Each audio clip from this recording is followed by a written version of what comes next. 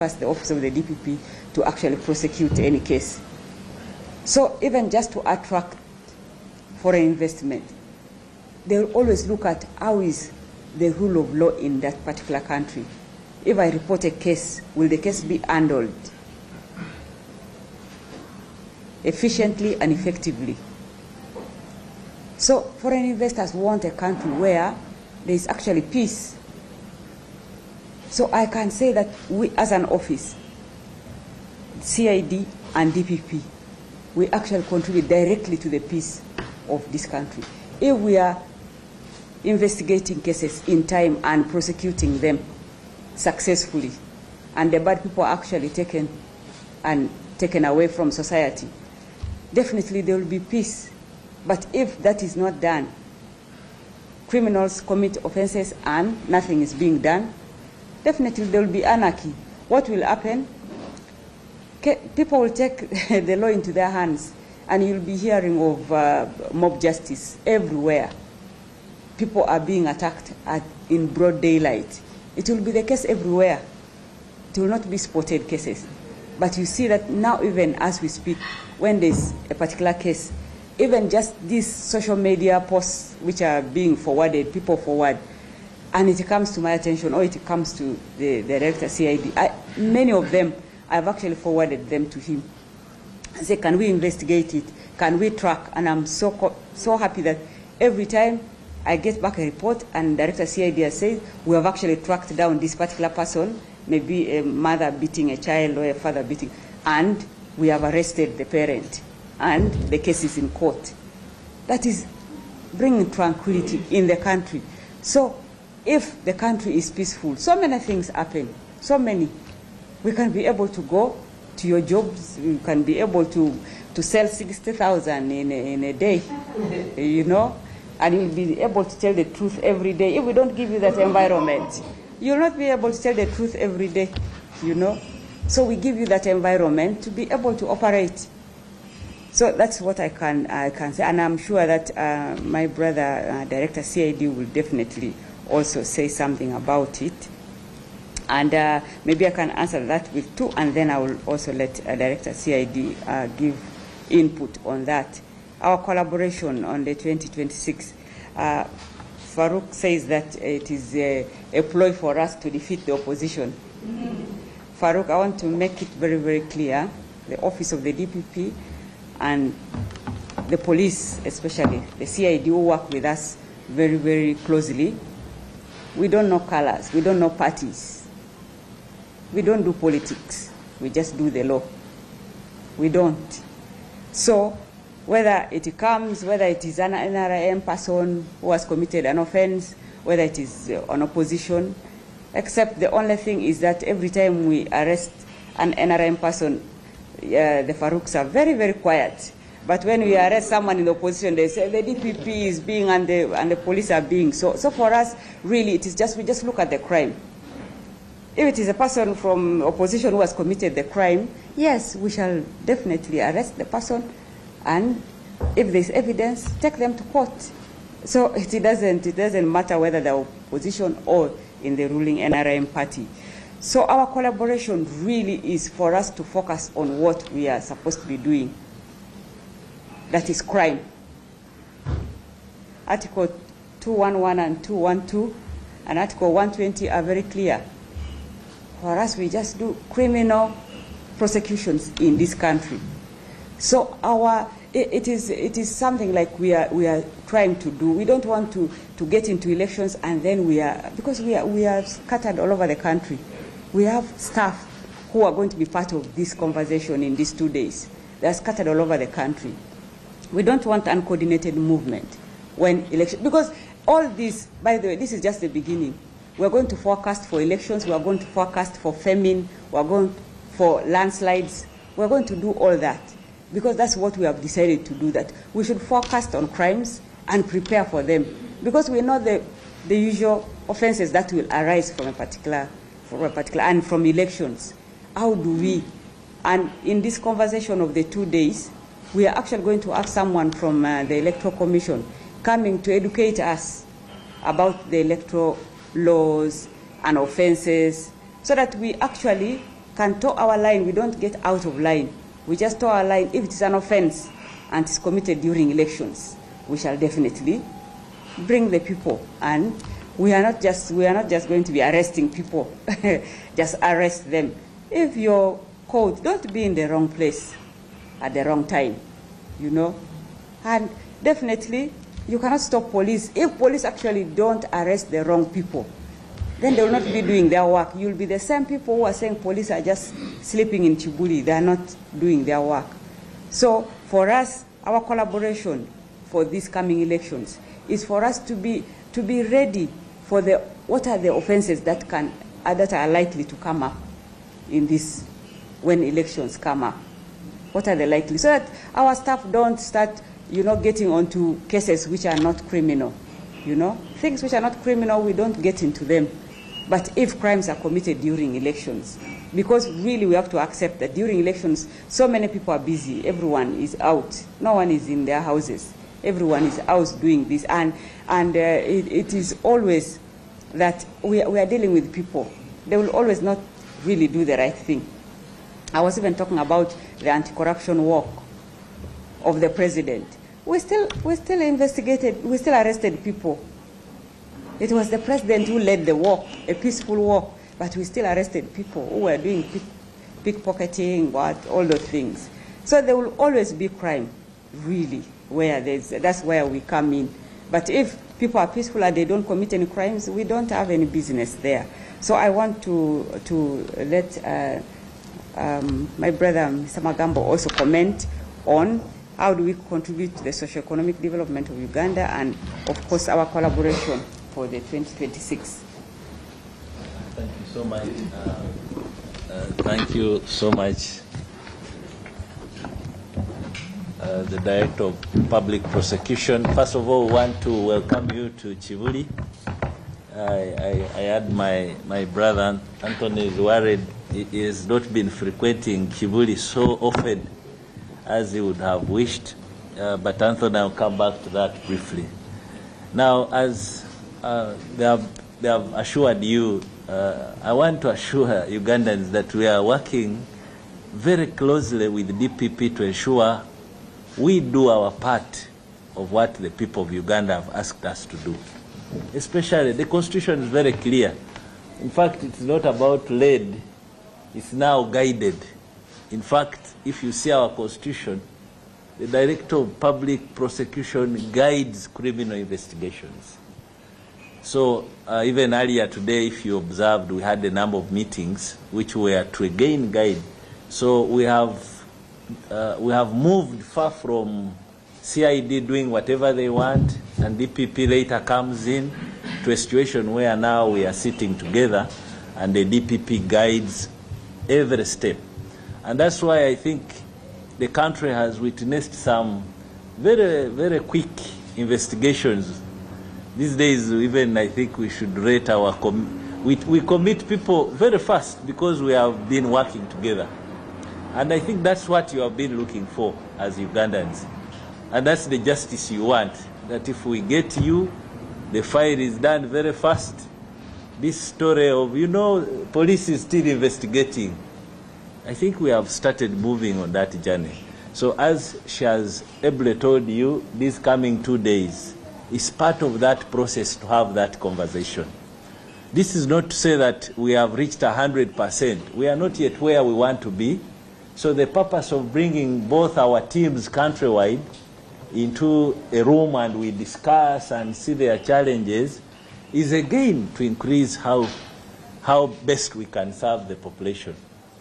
So I think you should actually commend this process because it means a Ugandan in Ajumani, a Ugandan in Arua, they are going to start getting slightly better services from our two teams. Now, as far as information on criminal investigations is concerned, Anthony, I think we have a very competent public relations officer whom I want also to congratulate here. He's going to work out a mechanism where we can be much more accountable to you, much more able to give you the information. But what we have also resisted is a situation of turning CID and DPP into a center of blackmail. Because we are like a hospital, really. When they allege on you, the investigations are done. Sometimes you are innocent. Sometimes there's something you have to answer for. So we also don't want to turn our work into a situation where wherever they allege on somebody, then we are part of the embarrassing part of it. Because our constitution is very clear that someone is innocent until. So I would expect the media to understand this better, because it can be you yourself tomorrow. So give us chance to have a system which accounts to you when we are ready to account to you. Not to turn it into a house where we blackmail people, we intimidate people, and then eventually some funny people out there start to extort. So we are trying to do that to make sure that the CID is not a center of embarrassing Ugandans, because they can only be proven in court. And it's at that point in court that we can be able to have a lot of information on these people. Now, finally, I saw our people here worrying, is there a challenge? We are trying to sort of, why are we meeting? I think this is a bit of skepticism. You know, one of our strategic priorities as CID is basically to build stakeholder engagement. And that's what DPP is also working towards. None of us can work alone. And therefore, the purpose of these forums is to try to check the boxes. Are we moving well? We are aware some of our elements within are still having deviant behavior out there. So when we sit inside here, we are going to discuss all those, the discipline, the ability to invest, the ability to keep on track. And I think this is good for our society, in my view. Because these are your brothers, they are your relatives, they are... Justice Abondo does not come, you know, all the people in DPP's office are not from her family in the home. Neither am I. These fellas are your relatives, they are your brothers, and it is the same you who keep complaining of, oh, they have not handled me well, oh. So you should actually be happy that we are calling all of them together in one room, and then we have a conversation. How are you serving our people? And when we do that, I think we shall have achieved much of what you so much desire. Now, I was avoiding the politics. I think the DPP has done very well to explain to you. Are we plotting to, you know? The truth is, we should assure Ugandans that we are working day and night to ensure we have a free and fair election. There will be no chaos here. If you are busy planning chaos, then you should expect the system to come for you. I don't want, my Lord, I don't want to lie to Ugandans. That's why you pay us. That's why we are holding these offices. Our people must have a peaceful election, and whoever is planning to threaten our people, regardless of the political colors, our work in the Constitution is to make sure that does not happen. So I will be lying to you, the fourth estate that you see, we are going to sit down and smile as you burn the city. No, that one will not happen. I want to assure you, if you are planning anarchy, you prepare yourself. Prepare, because that's what the Constitution has asked us to do. You don't expect a director of CID to turn into a pastor. There are people who can do this work very well, of spiritual work. So the work of a director of CID is really to make sure the bad people don't disorganize our society. So I want to say this on record to all of you so that you don't have doubts. But as I said, we are going to operate within the Constitution. And that's why the DPP is here. That's why the DPP is supposed to guide me to make sure that whatever we are doing it within the Constitution of the Republic of Uganda. And I don't think that Constitution says anarchy is also okay to burn people's homes. So with those remarks, I think, I don't know, I think I've said all I wanted to say. Thank you very much, DPP. We're just going to go to the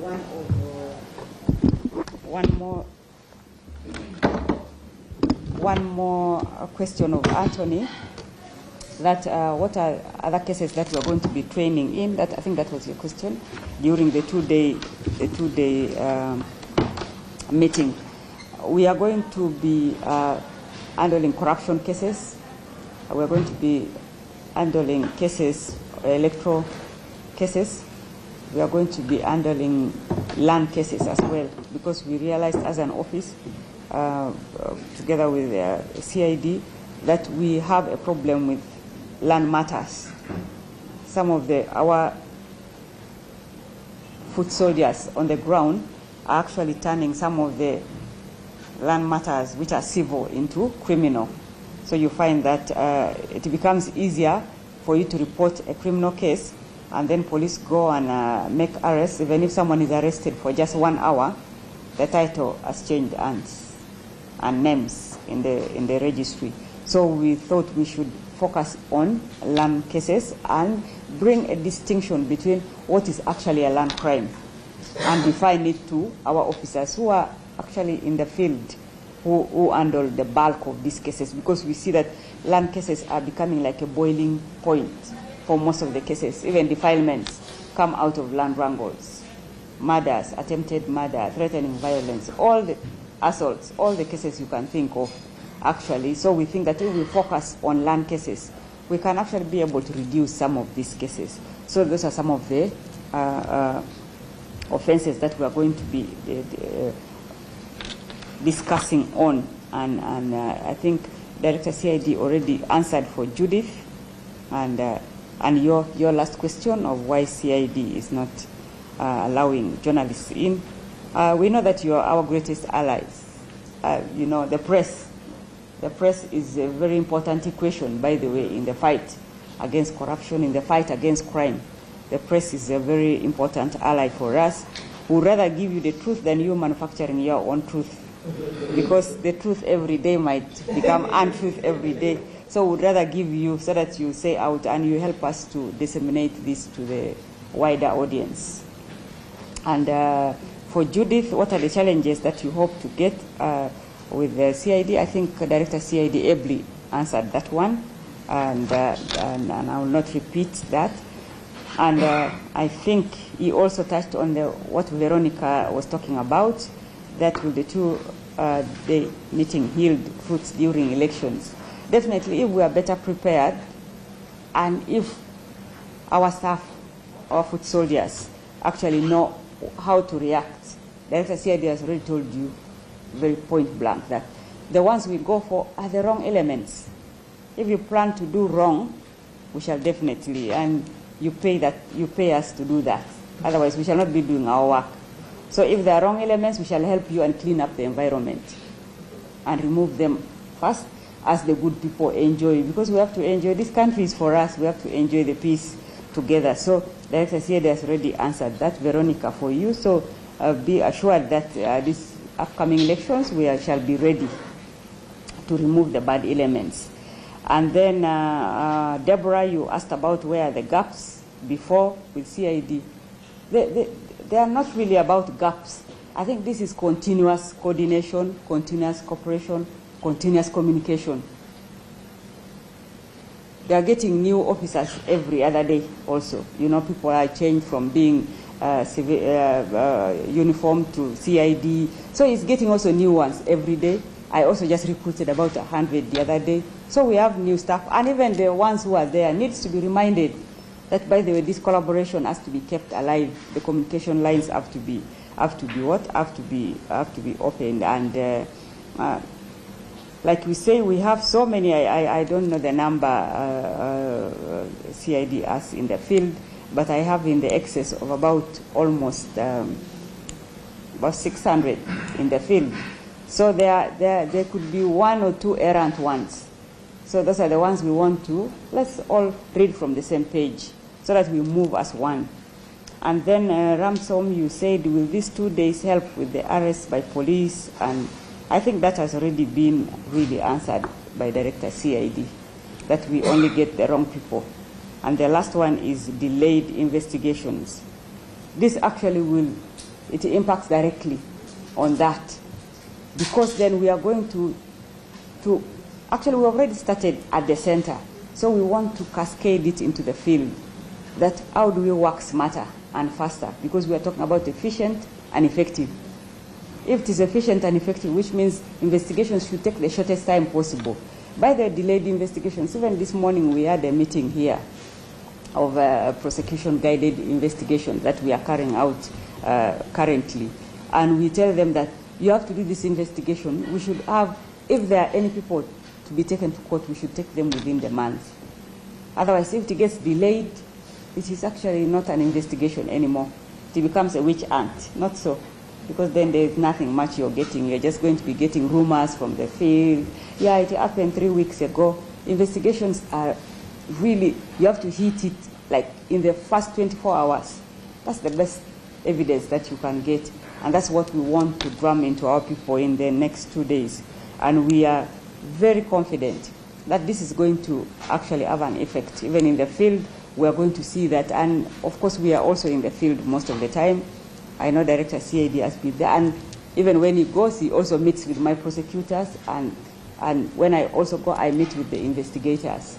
And so that is, I think we are going to, with time, we are going to see. Of course, I cannot tell you that immediately we are going to have delayed investigations are going to, because some investigations are actually going to delay, those complex ones. I don't want to lie to you. Corruption investigations, which are complex, will definitely delay because of the layers and layers of investigations that are involved. But otherwise, I think we have answered all your questions, unless if there's someone who thinks we have not cleared.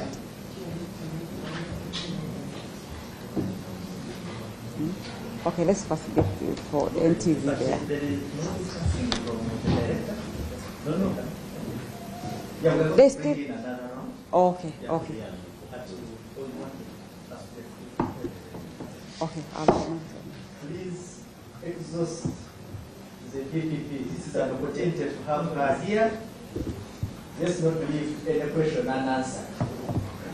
Please. But we shall limit you to 3. So the exhaustion should be within that framework. Thank you very much, Your Lordship. My name is Jackson Young. I work for MTP Uganda. First and foremost, I want to thank Major Magambo for using our taxes very well. This is we appreciate. Yes. So the first question comes to you, Mr. Magambo. I know that the office of the Director of Public Prosecutions has been increasing their numbers, which is a good thing. But to me, I want to think that also poses a challenge in terms of the investigations. So I would like to know, on your side, what are your numbers like in terms of the officers you have who have to conduct investigations, and are they matching the requirement by the prosecutors on the other side? Because we know that we have been saying that there is high backlog in our courts of law, and sometimes the stone is thrown at the pace at which investigations are conducted. So are your numbers matching? And maybe from the ODPP, are you now satisfied, or what does the gap look like? And what would you expect from the side of the CID in terms of improvement in those numbers? And then the last one, when it happened, there are sections of members of the public who say that it had elements of criminal negligence. I would like to know whether CID interested yourself in that matter, or what can you say as well as the DPP on whether you looked at that line. I know that the president he instructed that the IGG should look at some of the issues, but I would like to know from your end, because you are the people we can speak to immediately to get our issues addressed. Thank you. That is one. Yes. Come again. He was handling a matter of property, but people are saying you began on a matter, some arrested, and they think many are outside. How far are you with this matter? Lastly, okay. Thank you. Just a follow-up. It's talking about the cooperatives. Reintroduce yourself, just in case. My name is Ramson from NBST. Taking out from the cooperatives, there was also Karamoja Iron Sheets. Was the case closed? Or probably there are some trials that are still under investigation. Also about the before the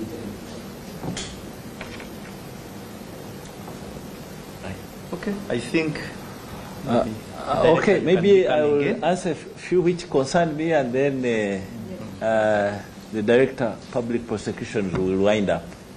You know, I'm rare in the media, so. Now, I want to start with Jackson. Jackson, thank you for the good feedback. Indeed, when the President appointed me a Director CID, like any other person, he gave me clear instructions on what I was supposed to do here. And maybe if you wish to know, in summary, there were about 4 things or 5, which I now can tell you as Ugandans. One, he said, go and work on the mindset.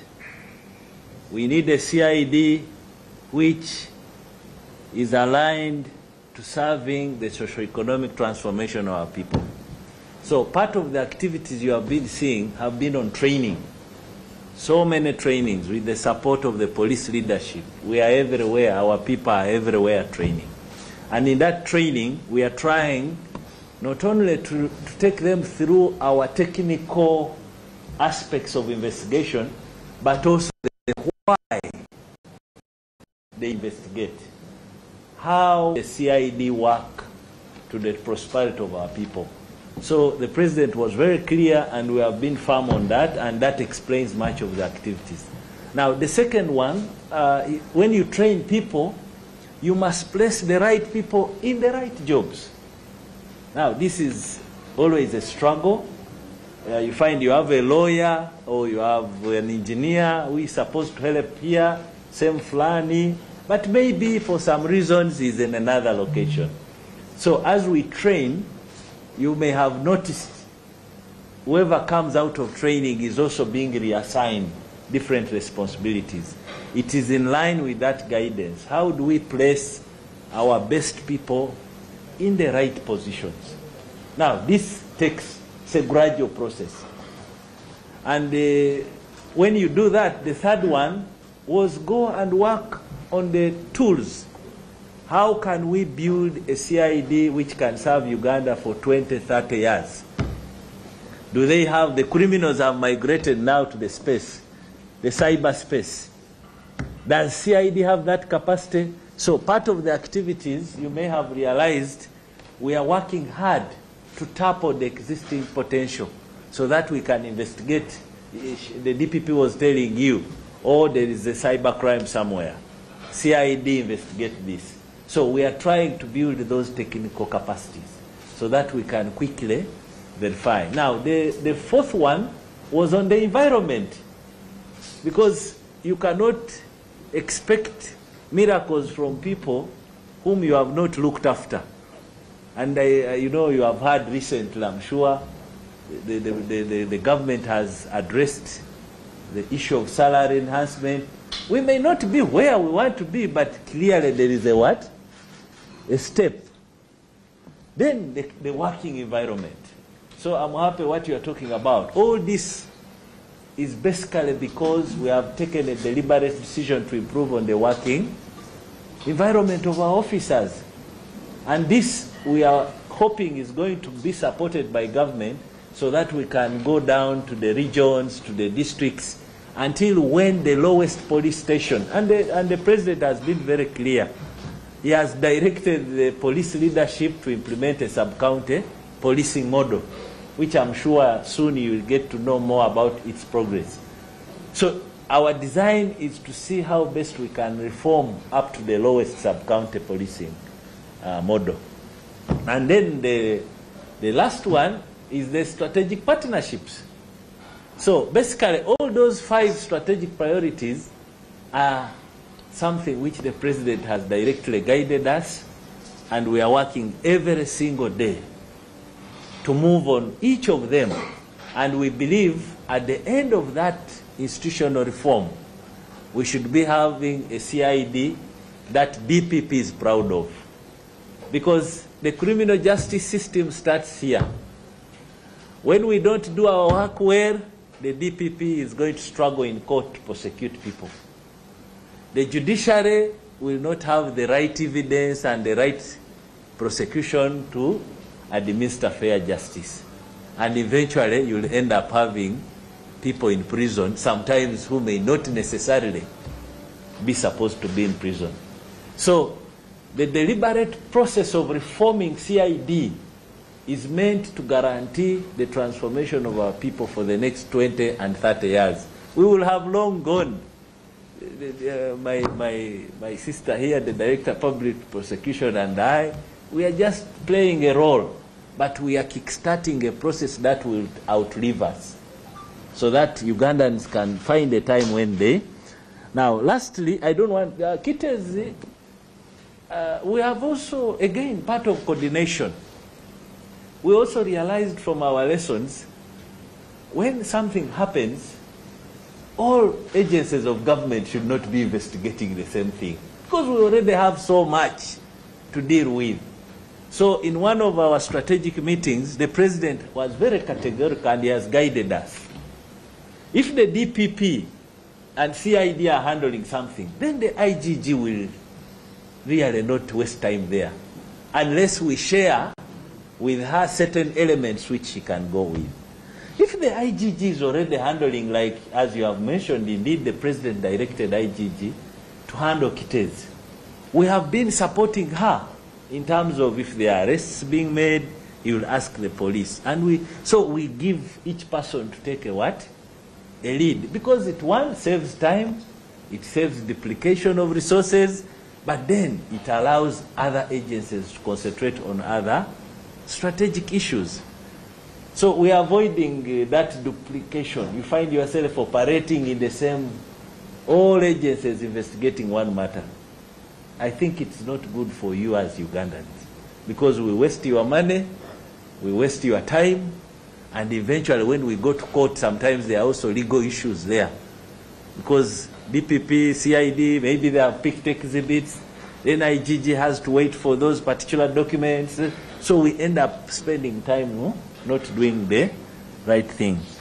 Now, Galiwangu, as you are aware, I don't know whether you had a rumor that when a matter is in courts of law, we have limitations on how much we can discuss. Did you hear that rumor, Galiwangu? It's not a rumor. It's true, eh? So, you know, the DPP is my biggest lawyer. You know, for us, we're a bit of bushmen. Correct. Up next. Brought to you by Movit soap comes in 4 fantastic flavors. Movit family soap is truly soap for the whole family. Movit. All day confidence.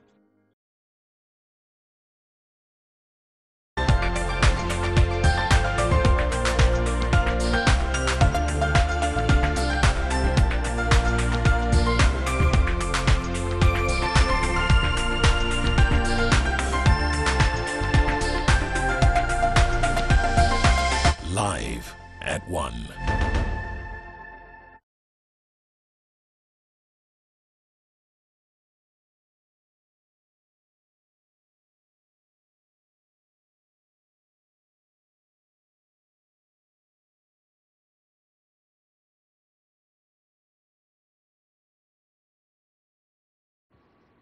Welcome to NBS Live at 1. I am Mildred Tuhaise.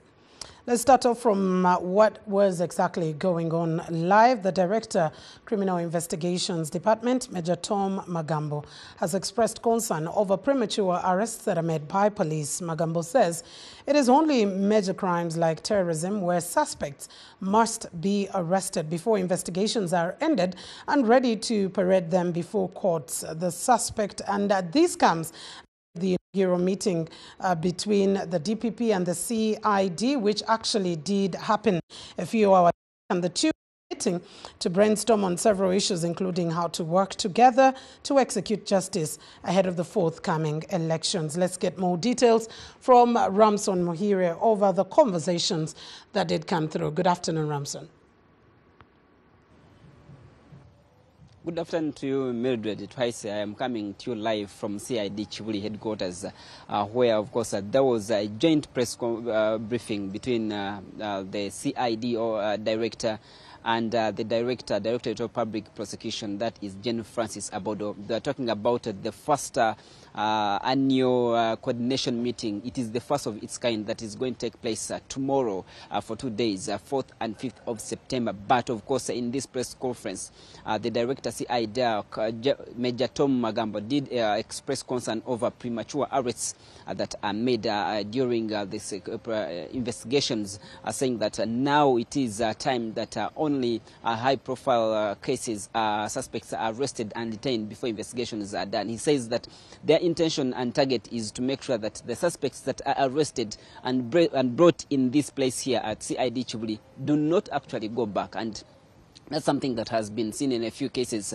like the cooperatives scandal. We also saw the corruption case that involves the members of parliament and the commissioner, Uganda Human Rights Commission, where they were brought here and actually did not depart and go back. Says it is just the beginning, and they are working towards that direction, where by the time the suspect is invited here at CID Chivuli to make a statement, they have already done the investigations and they are ready actually to take the suspect to court. He says that is the direction they are taking.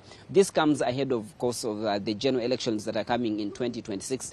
In their meeting tomorrow, it's something they are going to discuss on how to work together, the office of the DPP and the CID, to make sure that they exercise one investigation and then prosecution very fast as possible. They do not want to deal on cases. Indeed, the DPP did say that a case should be investigated, 24 hours should be used to make sure good investigation is done, and the most a case should take is 1 month, and the suspect or the file is sent to court, and of course the suspect taken to court and charged if there is any criminals that he needs to answer to. And of course they also did talk about the general elections, and the issue that the Director CID talk about is, much as they are trying to make sure that there are no pre-arrests, they do not look on as people do bad things in 2021 general elections, including burning the city or causing commotion or causing chaos. But these and more details, of course, we'll be bringing to you in our subsequent bulletins. That is 4:30, 7 p.m. Amasengeje, and live at 9 p.m. Back to you, Mildred. I am Ramson Muhire, coming to you live from Chivuli. Thank you, Ramson Muhire, for that update. Let's now move on, where charcoal prices have skyrocketed in Gulu as the Uganda People's Defense Forces, UPDF, strengthened the fight against environmental destruction in a Acholi sub-region. A bag which was previously sold at 45,000 shillings 3 weeks ago is now being sold at between 80,000 to 90,000 shillings. The issue was recently raised on the floor of Parliament, with a Gulu District Woman Member of Parliament, Sharon Balmonyi, urging government to distribute gas cylinders. Let's get more details from Joseph Omagor. Of course, with this kind of price rising, I am looking at the common person being able to afford or not being able to afford charcoal, and yet for many it's firewood and charcoal which are the sources of fuel. What next for them? Yes. Thank you so much, Mildred. And of course, maybe let's first start with where the problem started from. We had a very extensive environmental destruction going on here in northern Uganda. And when the president issued the executive order number 3, that was last year in May, there were some interventions being done by the RDCs and the police. But about 3 weeks ago, we had the UPDF come in and say they are taking over the operations because illegal charcoal business was still ongoing, and that is now when the prices of charcoal started going up from about 25,000, 30,000. It shot to 50, and as we speak right now, a bag of charcoal is selling between 80 to 90,000, and we expect that if it continues like this, it will be maybe 100 soon. I spoke with the honorable member of parliament representing the people of Gulu district, that's woman member of parliament, Sharon Balmoy, and she said that it is actually a very big problem if the government does not actually come in, because some families are failing to cook food because the prices of charcoal is very high. This is what she had to say.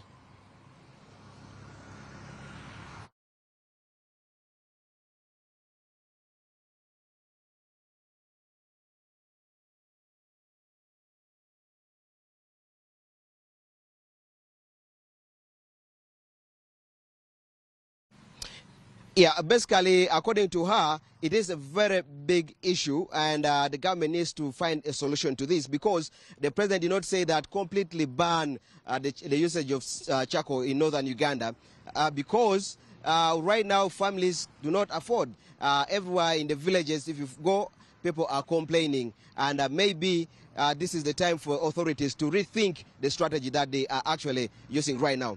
Back to you, Mildred, at the Political Command Center as this story develops. All right, thank you very much, Joseph Omagor, for that update. I hope that there will be some response coming through. Let's now talk matters health, where the patients getting treatment at Chitagata Hospital in Shema District have decried the ongoing extortion at the hospital amidst absenteeism. According to the hospital management, did acknowledge the vice. They are carrying out investigations to ascertain these allegations, saying about 8 staff have been summoned to the disciplinary committee. Let's now get joined by Alex Mugasha for the details of the story. How long has this extortion been going on, and what are the next measures? Thank you, Mildred. Good afternoon to you and to our viewer. Now, it seems that this vice has been on for some time, because the reports I received, but I am yet to confirm, is that the Shema District Health Officer at some point had to transfer some of these mentioned medical officers that are involved in extortion, but then to his surprise they returned, and that means that there was some bit of connivance and probably bribery or corruption to make sure that they return to Chitagata Hospital. That I'm yet to confirm. It's reports that I'm yet to confirm. But what is happening at Chitagata, at least the management has confirmed that this vice is going on, and they have had an outcry from the patients that are getting treatment from this hospital, Chitagata Hospital. The pain of a Ugandan getting to a government hospital and they are asked for money is something that frustrates them, and in their thinking is that anything, as long as you get to a government hospital, then it should be for free. So when they get there and they ask for money, then it's disturbing. Now, the most painful bit of it is that the most affected department is the maternity department. That is where, you know, pregnant mothers getting to the hospital for delivery and other services, and they are asked for money. So this, they are saying, that has been on for some time. Now, according to the Deputy Resident District Commissioner for Shema, that is Mr. Sam Orkunda, he says that at least he has confirmed these reports. At some point, he called for a meeting where some of the mentioned medical officers were not part of that meeting, and that actually to them confirmed that this could be happening. So the next step is to summon them and make sure that they be part of the meeting, and the disciplinary action will be, of course, examined, and what we wait to see is whether they will be getting to the disciplinary committee for disciplinary action. Any of the details from that, we will be getting them to our viewers to make sure that we get a comprehensive understanding of this issue. That is what is happening in Shema. Let me get back to you, Mildred, at the Political Command Center. All right, thank you very much, Alex Mugasha, for that update. More vigilance, definitely, that is needed at the hospitals, because let's now take a very short break. We'll be right back with more.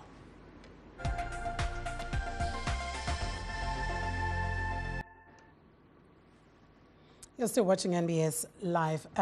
In more news, the State Minister for Information, Communication Technology and National Guidance, Godfrey Kabianga, says once students are allowed to use phones in schools, government will regulate the content students can be able to access. He did allay the fears that children will have access to mature and unpleasant content. This was during the annual meeting of the Makerere University under the theme Harnessing Artificial Intelligence and Social Networks to Combat Misinformation. Let's get the details from Salma Namwanje, who's been in attendance. Salma, good afternoon, and over to you over what transpired. Well, Mildred, the annual media convention is ongoing at Makerere University, and the main focus is AI. They're talking AI, they're talking technology. So they're trying to find a way how they can use technology and then remain on course. With me is Dr. Warulia, one of the senior lecturers at the School of Journalism, Makerere University, that is organizing this. And he's going to tell us briefly how they are going to handle this era of technology, the era of AI, because they will require students to do research, and all those gadgets are at their disposal, and they will have to use AI to get data and information. So, Doctor, how are you going to handle this situation to have your students remain natural and they do research without getting into plagiarism and all that kind of stuff?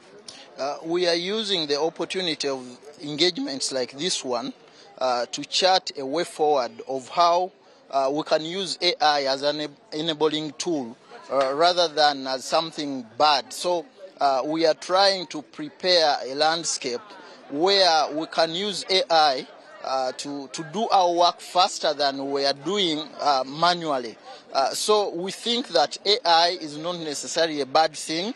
It is something that can help a student and also an academic to give a starting level. If you are going to do research, it can help you to give you a framework of thinking from which you can build to do your own stuff. So we see that AI is an important opportunity that we need to embrace, but we are also cognizant of the threats that it poses, especially if it's not used well, that people might end up plagiarizing other people's work, and also conveying sometimes disinformation and misinformation along the way.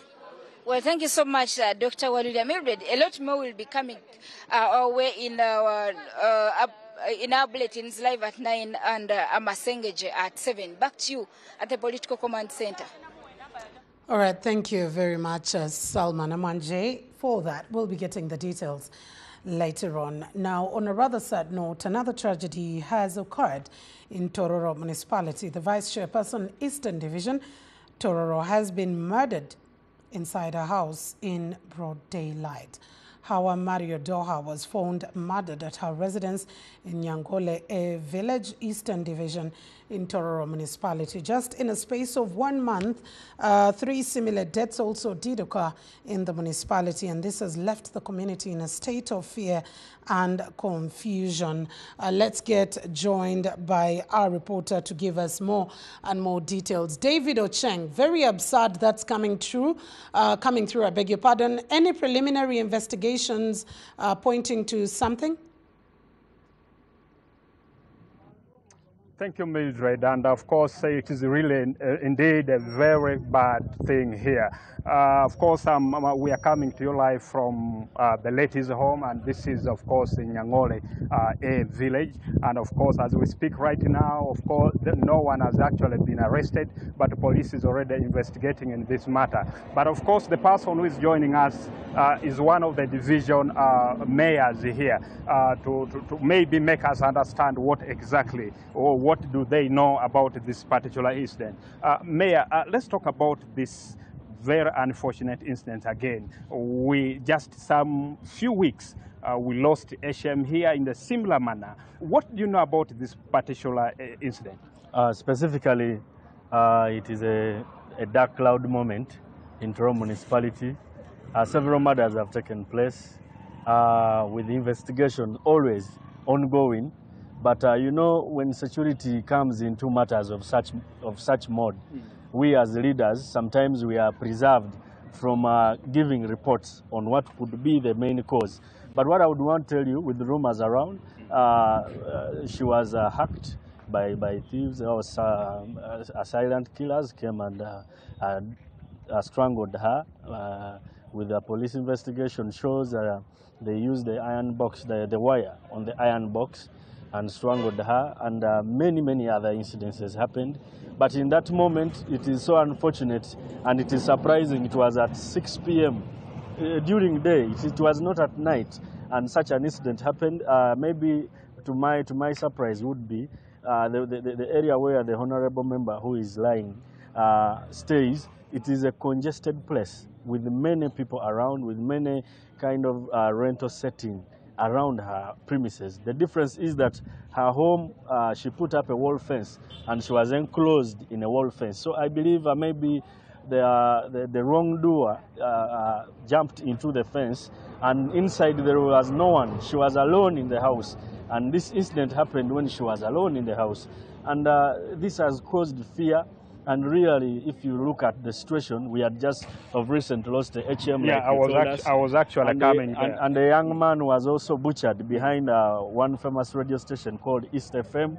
And it is really a dark moment for us in Toronto municipality. But Mayor, maybe everyone is wondering. You have talked about, we are talking about close to 4 lives lost in just a space of 1 month. And we are talking about very prominent people. What could be the reason? What do you think could be the reason behind this? I believe what I would say, police would intensify its patrols, and the security operatives could tighten should tighten up more on community policing, because like these incidents happen because the community policing, the engagement with the wananchi is very important. Once you inform a community, you have educated them.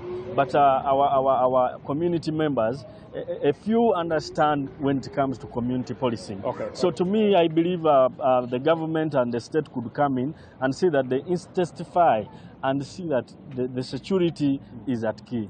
Okay, Mayor, thank you. Mildred, of course, that is the situation here. Everyone is, of course, worried.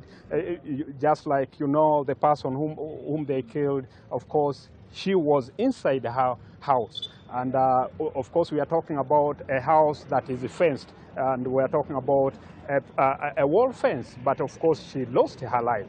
Recently, again, someone again, of course, the HM of that is the former HM of St. Peter's College, died in the same manner.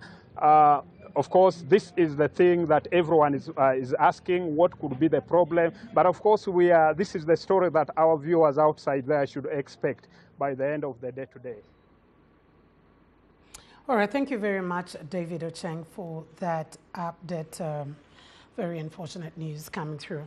But now, talking matters climate change, Uganda is hosting the Coalition of Finance Ministers for Climate Action, who are here to discuss the role of African ministers of finance in boosting strategies to secure funding for the climate resilience of African countries. The Minister of State for Finance, Henry Musasizi, urges finance ministers to play a crucial role in translating these commitments into action through budgetary allocations with the National Development Plan.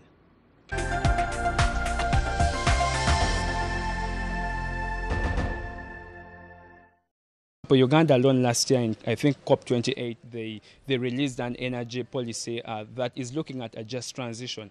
But then this has not been significantly looked into. They just released that, but they haven't taken positive actions. They haven't taken maybe tangible steps. And we are calling upon the government to stop this reluctance, to stop sleeping over what they are supposed to be doing. We're asking them to also call the youth, call the young people on tables and table these policy reforms that we are trying to talk about. The policy recommendations that we have here, they are very rich in the youth knowledge. They are very rich with they are backed up with science, enough evidence that that's coming from IPCC.